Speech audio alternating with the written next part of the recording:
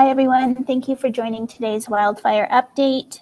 Before we get started, just a reminder to please keep your cameras off and your microphone on mute unless you're asking a question. As always, we'll begin with remarks from Melissa Story, Information Officer with Alberta Wildfire, and then Steve Carr, Executive Director with the Alberta Emergency Management Agency, and then we'll get to your questions. Melissa, go ahead. Thank you. Good afternoon. There are currently 124 wildfires burning in the forest protection area. 25 of those are out of control. 47 are being held and 52 are under control.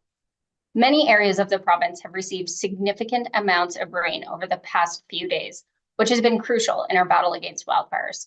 About half of northern Alberta has received more than 50 millimeters of rain over the past week. We have also managed to reduce the number of out-of-control wildfires by half this weekend. We have successfully extinguished over 60 wildfires since Friday morning and made tremendous progress on current wildfires. Crews were busily taking advantage of the milder conditions over the weekend and have successfully extinguished 2 of the wildfires that were still active from the 2023 wildfire season. The Long Lake Complex and the Bassett Complex that burned for over a year are now officially extinguished. While weather plays a significant role in our wildfire response, it really is the quick action of crews on the ground and long days of firefighting that make the difference. This weekend was a good break from that extreme wildfire conditions we saw earlier last week. Progress was made on many wildfires of note, and crews have been able to reinforce containment lines around existing wildfires, preparing for the climb in wildfire danger this week. With all of the progress and rain comes good news in the way of the fire ban system. As of 4 p.m. today, the fire ban that has been in place since July 10th for the forest protection area will change. A fire ban will remain in place for the northern parts of the province, including the High Level and Fort McMurray forest areas. It will also remain in effect for the southern parts of the province, including the Rocky Mountain House forest area and the Calgary forest area. A fire restriction will stay in effect for areas around Grand Prairie, Whitecourt, Edson, and parts of Slave Lake. Please visit albertafirebans.ca after 4 p.m. to see the boundaries. This does not mean the fire season is over. This is a critical time to be diligent when we're enjoying the outdoors. On average, 67% of wildfires are human-caused and completely preventable. We all have a role to play in wildfire prevention. If you are having a campfire in a permitted area, please do so responsibly. Never leave your campfire unattended and ensure it's completely extinguished before you leave. Again, I'd like to remind Albertans to visit albertafirebans.ca before heading out. Thank you. Thanks, Melissa. Stephen, over to you. Thanks, Sheena. Good afternoon. The Provincial Emergency Coordination Centre remains at operational level 4 to coordinate the provincial government's response to the ongoing wildfire situation. And we continue to provide support to Jasper, the Municipal District of Bighorn, Little Red River Cree Nation, the Municipal District of Opportunity, Chippewan Prairie First Nation, and the Regional Municipality of Wood Buffalo. The situation across the province continues to evolve, and the Provincial Emergency Coordination Centre is positioned to support Albertans and affected communities. The estimated number of evacuees remains unchanged at 17,100. Reception centres are open in Calgary, Grand Prairie, and Edmonton, with evacuees from Jasper continuing to arrive. We are asking those under an evacuation order to pre-register online at emergencyregistration.alberta.ca and then visit a designated reception centre to access services. Registering at a designated reception centre allows for quick access to information on supports and services, including updates and re-entry plans as they become available. At present, the wildfire within the park remains out of control. However, firefighters have extinguished all structural hotspots within the town site of Jasper. The municipality of Jasper and Parks Canada continue to conduct ongoing damage assessments in the town site. The municipality has released its initial damage assessment of structures in town, and we are pleased that all critical infrastructure was protected. Alberta Emergency Management Agency field officers and emergency social services officers are embedded within the local incident management team in Hinton and continue to provide a seamless connection point between emergency responders and the government of Alberta.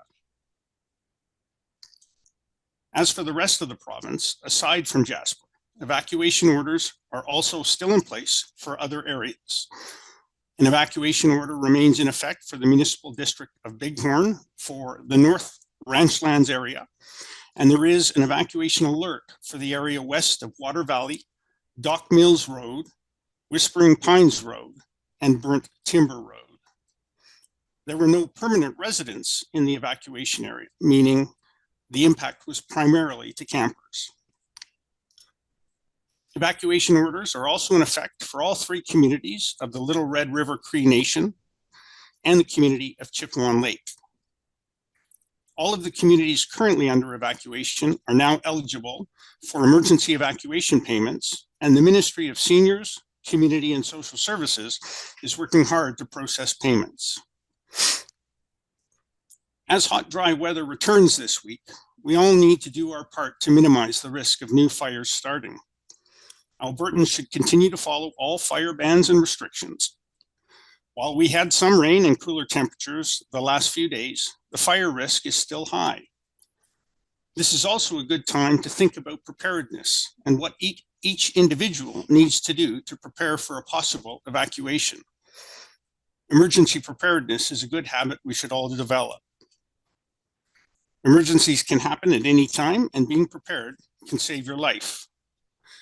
We have a lot of useful information at alberta.ca/be prepared to help people, including fact sheets, videos, checklists, infographics, and more.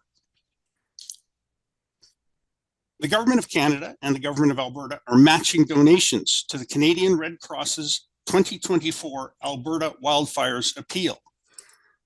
Donation matching will last for 30 days as of July 25th, and Albertans wishing to make a financial donation can do so online at www.redcross.ca. Finally, the Government of Alberta is hosting a telephone town hall tonight at 6:30 p.m. Those impacted by the wildfire are invited to join the town hall to get updates on the wildfire situation and answers to any questions they might have. For information on how to join, visit alberta.ca/emergency. We are doing our best to make sure Albertans have the information they need, and at the same time, we encourage everyone to stay connected with their local authorities' website and social media channels for up-to-date information. Thank you. Thanks, Stephen. We'll now move over to questions. If you do have a question, please put up your hand. Reminder, one question, one follow-up, and please state your name and media outlet before asking your question. We'll start with Global Edmonton. Would that be, sorry, just checking if I'm not the only one online. Hopefully I'm not interrupting our other colleagues. This is Lisa McGregor with Global Edmonton. This morning's Parks Canada presser was officials were very much on the defense. If you guys could change one thing, or, hindsight's 2020, go back and do something differently, is there anything specific that you would have, even if in the days before or hours before or months before?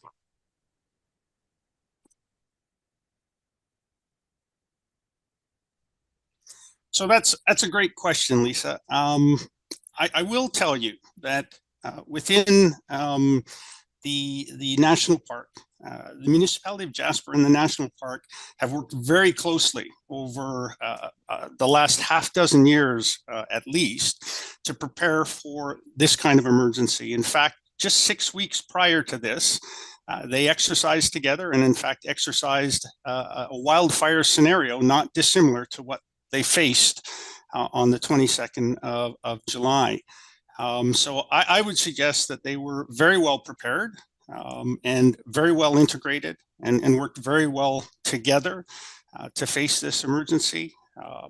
The scope and scale of which, it is hard to imagine in advance, and very hard to prepare for such a dramatic situation.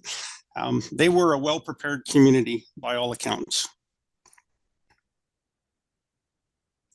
Thank you.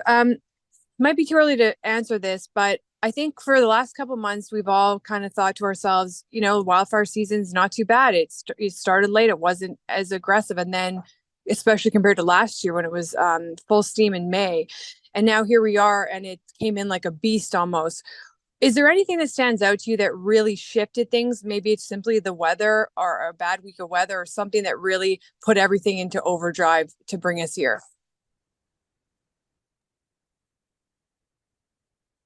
We saw extreme conditions in the province of Alberta in the beginning of July. There was a number of lightning storms that came through the province that started many of the wildfires that are burning out of control in the northern parts of the province. And then we had 2 weeks of a heat wave.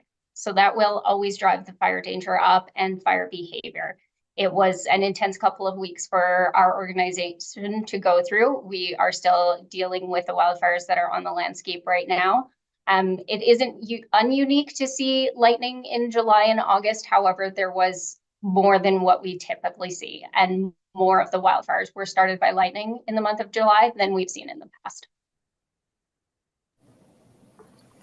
Next question, Dennis, go ahead. First question pertaining to Jasper. I'm with CBC Fort Mac, by the way. Do you know where that fire is right now in Jasper? So how close it is to the Jasper town site? We are working closely with our partners at Parks Canada. They would be the best to advise on the exact situation, what the wildfire is doing right now. We've got crews that are on the ground. The last update that Parks Canada gave was that the wildfire is still classified as out of control and sitting around, I believe it's 32,000 hectares. I would encourage you, Dennis, to reach out to Parks Canada for comment on the status of the wildfire and where exactly it is.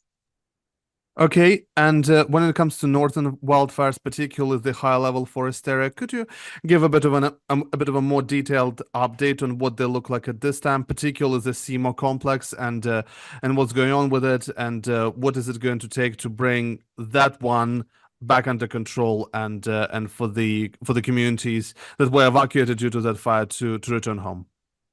We've seen good progress. Like I said, this weekend, we saw great progress on a lot of the major wildfires that are burning in northern Alberta.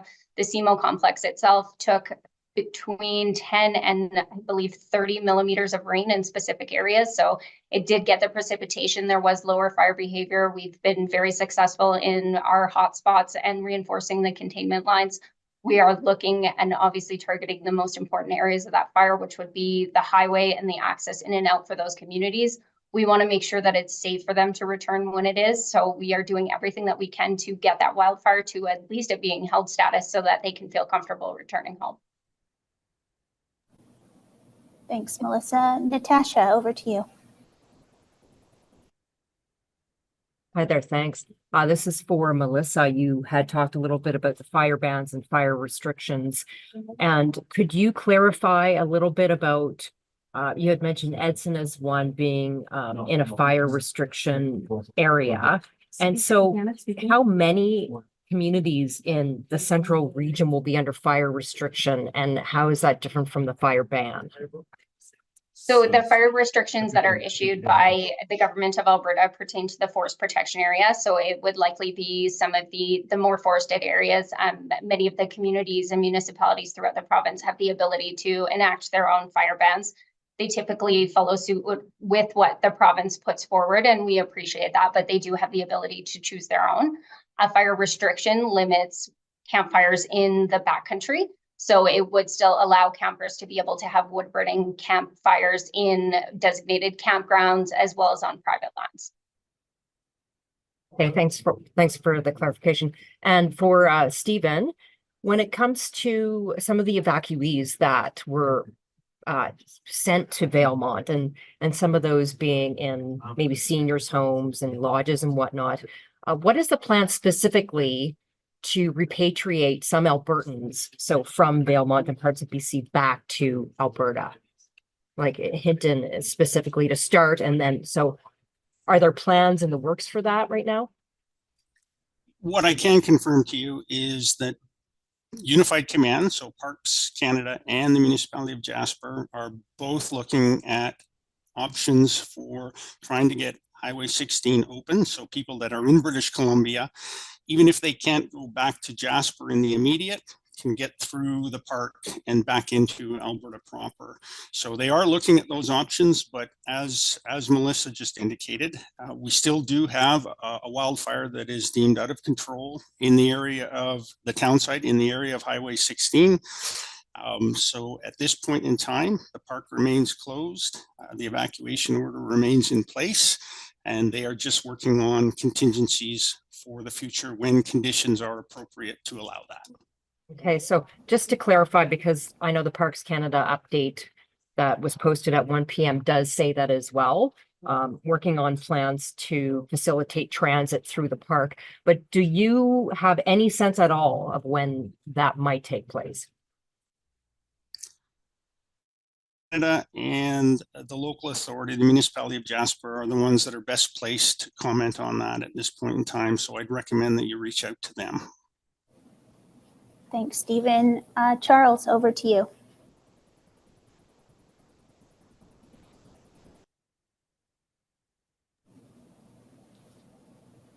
Charles, we cannot hear you.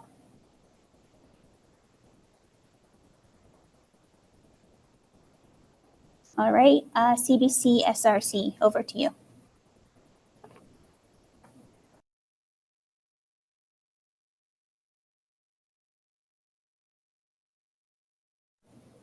CBC SRC, you're on mute.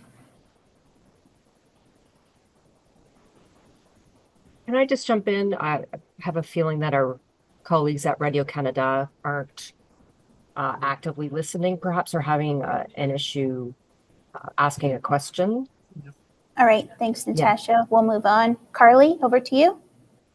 Hi there. I'm just looking for an update on how many international firefighters are now here and what fires are they deployed to? Oh, Carly, I was afraid you were going to ask me that. We do have, sorry, I'm looking through my notes here. There are firefighters here from Jalisco, Mexico. There are 100 of them. We have 23 firefighters from Alaska. We have 55 firefighters from Australia currently deployed. We welcomed South Africa early this morning, and there are over 200 firefighters that came from South Africa. We've got a number of folks from the East Coast. I do know that Ontario did arrive this morning. I could probably get you an inclusive list if you send me an email afterwards. And they are being deployed across the province. Most of our wildfires, the larger wildfires, are in we have one in Lac La Biche that they will be going to, the Lac La Biche forest area. It's the Kettle River wildfire. We're also sending support to the Cattail complex in the Fort McMurray forest area. And I do believe some folks will be deployed to the Simo wildfire. Perfect. Do you know if any of them are being sent to Jasper as well, or is that mostly military support in Jasper? As far as I know, and as far as Parks Canada has told us, they've received the military support that they have, and the resources that we have here in Alberta will stay here until we get any indication that they will require more assistance. Thanks, Melissa. CBC SRC, we'll try you one more time. I'm just going to pop in for them, please. That's what I was trying to do earlier. They're sending me their questions on prescribed burns. How many have been done in the province this year? We did a number of prescribed burns at the beginning of the year. We typically do in the springtime when the snow melts and we have that dry, dead vegetation around communities. It's an ideal time for us to kind of get rid of it, and it helps protect those communities. I don't have the specific numbers off the top of my head, Natasha, but I could probably collect them for you. I do know that we annually engage in a lot of prescribed burning. We actually did more this year than we typically have because we had less snow on the landscape. So we had that dry, dead vegetation earlier in the year and had the opportunity to do it. I think it was as early as February. Okay, great. Thank you. All right, I don't see any more hands up, so that's it for today. A reminder that a daily update will be sent out to media following 3:30 p.m. today. Thanks, everyone.